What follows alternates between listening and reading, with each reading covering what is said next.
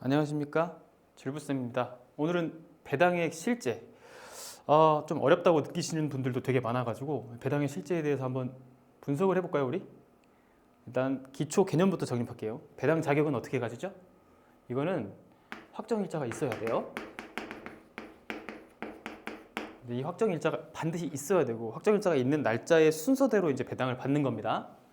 그리고 확정일자만 있으면 끝나냐? 아니, 확정일자에 있는 계약서나 어떤 채권을 가지고 배당 요구 종기일, 이거는 배당이라고도 하고 배분이라고도 불러요. 그래서 이 요구 종기일은 경매 시작 전입니다. 이때까지 접수 신청을 하셔야 돼요. 그럼 배당 기일은 뭐냐? 이거는 경매가 낙찰된 후에 잔금을 배당하는 거예요.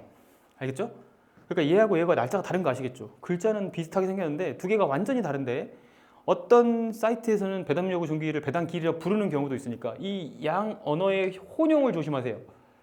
알겠죠? 그래서 이제 맥락상 구별을 좀 하셔야 되고, 그럼 배당 신청서는 언제 작성해요? 라고 물어보면 2번 작성합니다. 2번. 채권 배당 신청서는 나 이만큼 있어요 하고 서류 접수할 때 이때 배당 액수를 적는 게 있고요. 그때는 배당의 자세한 신청서를 적진 않아요. 그럼 두 번째 자세하게 적을 때는 어떻게 적어요? 경매 낙찰 잔금이 있다는 통보 후에 한 달, 30일이잖아요. 이 이후에 30일 이후에 이제 배당이 이루어지거든요. 이 배당 사이 간격이 30일이 있죠. 이때 이걸 작성합니다. 그럼 공무원이 작성해 주나요? 라고 물어본 사람이 있어요. No. 본인이 직접 작성해야 돼요. 이게 본인이 작성해서 제출을 하면 공무원이 보고 뭐 이거 잘못되지 않아요? 하고 보정만 내려줄 뿐입니다. 정확한 액수는. 이를테면 이자율 반영이라든지, 여러분 판결문에 나와 있는 만큼만 액수를 신청해야 되는데, 내가 생각했을 때는 계속 진행되고 있는 월세니까 판결문보다 그 이후의 금액까지 해가지고 내가 하면 받을 수 있지 않을까 하고 예측치로 여러분이 배당을 제출하는 경우가 있어요. 이러면 그걸 막습니다. 이런 과정이 30일이 걸리는 거예요. 이해되시죠? 그 한 달 이후에 배당이 실행되는 날짜에 사람들 다 모아요. 대리인이 오든 본인이 오든. 그거를 배당 기일이라고 불러요. 이제 개념 이해했어요? 이거 이해 안 되신 분은 돌려보셔야 돼. 반복해서 돌려. 다시 초창기 개념부터 갑시다. 배분 요구 종기까지 서류를, 확정일자 받은 서류를 제출을 해야만 접수가 되고, 이때 배당에 참여하는 거고, 그러면 배분 요구 종기를 놓친 사람들은 어떻게 돼요? 배당이 안 돼요. 그래서 경매 전리 분석을 할 때 경매 기입 등기 이후에 들어와 있는 가압류들이 많이 있었어요. 채권이나 압류나 이런 것들이 있을 수 있어요. 그건 배당 못 받아요. 그러니까 역발상으로 그 배당 못 받는 사람들을 찾아가지고 이 물건에 대해서 물어볼 수 있겠죠. 억울한 채권자를 찾아가서 물어보면 상당히 많은 양의 정보가 들어옵니다. 역발상으로 활용할 수 있는 수사 방법이에요. 자, 이것까지 알려드리면 이해하시는 분은 이해했으면 좋겠고요. 그럼 이제 쉽게 이해하는 배당으로 한번 만들어 볼게요. 쉽게 이해한다는 건 사실 좀 어불성설이죠. 여러분, 어려운 거예요. 제가 막 쉽게 해주고 언어를 쉽게 막 바꿔주고 하기를 바라시는 분들이 있는데, 사실 경매에서 쉽게 말하려면 여러분이 이해하고 있는 정도까지만 말해주면 되지, 추가적인 이야기를 안 하면 됩니다. 추가적인 이야기를 제가 왜 하느냐, 여러분이 실무에서 이야기를 자꾸 만나요. 이거를 계속 답답하고 계속 힘들고 계속 어렵습니다. 그럼 한 번만 어렵고 지나갑시다. 우리 어렵습니다. 쉽게 이해하려면 배당 전체에 나와 있는 권리를 쫙 요약해. 즉 배당 요구 종기일까지 접수되어 있는 채권을 정리한 다음에, 그거는 보통 경매 사이트에서 정리가 돼 있잖아요. 그 순서 정리를 쫙 보고 먼저 안분해서 정리하는 거예요. 수학적 개념 들어갈게요. 날짜를 생각하거나 권리 분석 따지지 마시고, 전체 뭐 10개 있다 그러면 10개의 권리를 그냥 그 금액대로 나누세요. 근데 금액대로 나누는 거를 비율을 섞어서 나눠야 돼. 이 비율이라는 개념을 아실까? 여러분, 10억 채권이 있다 칩시다. 낙찰이 10억이 돼요? 안 되는 경우가 8, 90%잖아요. 우리는 싸게 받고 싶잖아. 그럼 이게 보통은 10억 채권이 있으면 뭐 5억에서 7억 정도의 낙찰이 될 겁니다. 그러면 이거 다 충족을 못하죠. 이걸 전부 다 돌려주지 못하잖아요, 돈이. 그러면 이때 10억 채권이 있을 때 있었던 비율대로 이때 배분을 하는 거예요. 이 배분을 안분이라고 불러요. 왜 안분이라고 불러요? 날짜하고 상관없이 똑같게 공평하게 배분을 하니까 안분이라고 불러요. 이걸 안분배당이라고 합니다. 그러니까 1번 순서는 이걸 해놓는 거야. 그럼 2번은 뭐예요? 2번은 이제 물건하고 채권을 나눠서 물건은 흡수하잖아요. 그래서 흡수하는 거를 전부 다 포함해가지고 배분을 다시 하는 거야. 오래 연습을 하시면 저 같은 경우 이걸 바로 할 수 있죠. 이건 바로 할 수 있어요.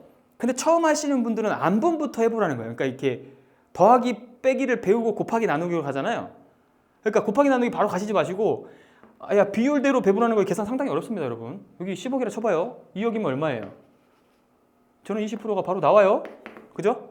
그러니까 이거 여기 배분 받을 금액은 뭐예요? 7억에 닥쳤으면 7억에 20% 받는 거예요. 1억 4천. 저는 바로 되지만 지금 제가 말하는 게 안분으로 이렇게 안 다가왔으면 이거는 연습을 좀 하셔야 돼요. 다시 10억에 1억은 얼마예요? 그러면 10%죠? 그러면 10%를 가지고 가란 말이에요. 1억을 가져가지 말고. 그러면 낙찰 금액이 5억 됐어요. 그럼 얼마 배분 받아요? 5천만 원 받아요. 이해되세요 이거? 10% 그런 거잖아. 이게 안분입니다. 그러니까 물권, 채권 부분 구분하는 건 설명드렸어요. 이거는 근저당이나 전세권이라고. 근데 얘들은 흡수가 되니까 원래 내가 안분을 다 해놨잖아. 그러면 이제 여러분은 흡수만 결합을 해가지고 계산을 하면 되지. 이제 거기에 이제 선순위 가압류가 왜 끼어드냐면 얘는 근저당이 아래에 있어. 그럼 얘는 흡수되는 물권 권리예요. 근데 위에 선순위 가압류라는 건 가압류가 얘보다 먼저야. 그러면 이제 법원에서 이게 어떻게 할 거냐. 이게 밑에 강한 권리인 근저당이 잡혀 있는데 그 위에 있는 권리 더 빠른 애가 가압류예요. 근데 가압류는 안분을 해야 되는데 근저당보다 앞에 있는 애를 다 안분하기는 너무 억울하잖아. 그러면 어떻게 하면 좋겠냐? 바로 밑에 있는 근저당하고는 겨루어 봤을 때 이기는 걸로 우리가 설정을 해주자. 근데 이기는 걸 완전히 흡수로 이기게 하지 말고 바로 아래에 있는 근저당하고 안분하는 걸로 결정을 내리는 겁니다. 이게 선순위 가압류의 후순위 근저당 안분이라는 개념이에요. 그러니까 선순위 가압류가 있으면 바로 밑에 있는 근저당은 얘가 다 가져가는 게 아니고 얘랑 나눠. 밑에 있는 근저당을 안분으로 만들어버려. 채권으로 만들어버리는 거예요. 물권을. 이거 들려야 되는데 안 들릴 거예요. 선순위 가압류가 있으면 바로 아래에 있는 근저당 혹은 근저당들은 채권으로 만들어버린다. 그러면 밑에 근저당 걔한테로 갔어. 그럼 그 근저당은 아래 채권 그대로 있느냐? 아니요. 그 근저당은 아래 거에 대해서는 자기가 근저당 보호를 받죠. 물권이죠. 그럴 땐 또 흡수를 하는 겁니다. 안 들릴 거예요. 이거 이론이에요. 그럼 자 이제 실제로 해볼게요. 사례. 이거 만드느라고 고생했어요. 이게 뭐가 고생이에요? 금액 맞추는 게 고생이에요. 금액 맞추는 게. 이해되시죠? 금액 맞추는 게 고생이에요. 이게 7분 잡아먹었대요. 조금 더 해볼게요. 그러면 제가 소유권을 갖고 있어요. 갑 1. 갑구는 소유권에 관한 사항이니까. 을구는 근저당에 관한 사항입니다. 저는 집을 빌리면서 어부은행에다가 4억 정도 대출을 받았고 영석은행에다가 2억 정도 대출을 받았으니까 총 6억 정도의 대출을 받은 거예요. 근데 순서는 얘가 더 빨라. 알겠죠?